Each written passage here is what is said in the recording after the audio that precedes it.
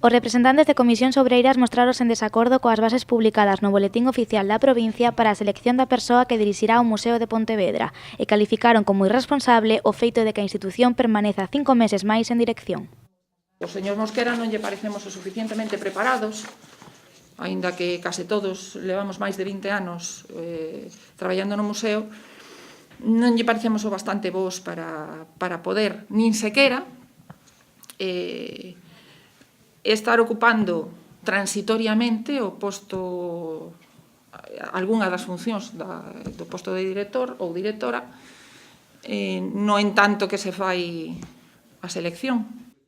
Os traballadores do museo cuestionan as bases do proceso de contratación porque, segundo eles, chegan tarde e, aínda que é un procedemento legal, aseguran que non lles parece ético. Estas bases levámolas esperando máis de 2 meses, pola improvisación política ao respecto e cuxo resultado final é bastante sorprendente, para mal. Para esta viaxe non facían tampouco falta tantas alforxas. O que se deduce tras a lectura das bases e as declaracións previas para presentalas aos medios é que o Museo de Pontevedra corre o grave perigo de ser sometido a inxerencias políticas. Ademais, denuncian a falta de respeto que, segundo eles, o deputado de Cultura está a ter cara ao cadro de persoal do museo. Somos técnicos e coñecemos e pensamos que non se nos poden pechar as portas, como se deduce das declaracións de Mosquera e das bases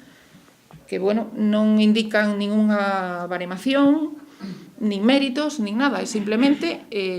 presentarse xente con ilusión e con intención ou pensando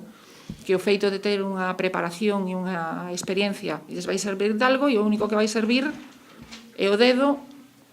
Aquí di do deputado de Cultura, eu penso que vai ser por detrás do deputado de Cultura alguén que o mande. Dende Comisións Obreiras piden que estas bases se anulen e que se teñan en conta que os traballadores do museo están perfectamente preparados para asumir a dirección. Por solicitaríamos que estas bases se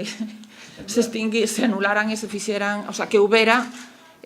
un grupo de técnicos, pois igual que está acontecendo no proceso de elección do director no Marco de Vigo,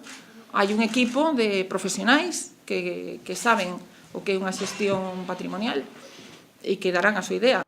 Por outra banda, os delegados sindicais aseguraron que case 4 anos despois de que foran eliminados os organismos autonómicos da Deputación, o museo non ten nin sequera estatutos que regulen o seu funcionamento.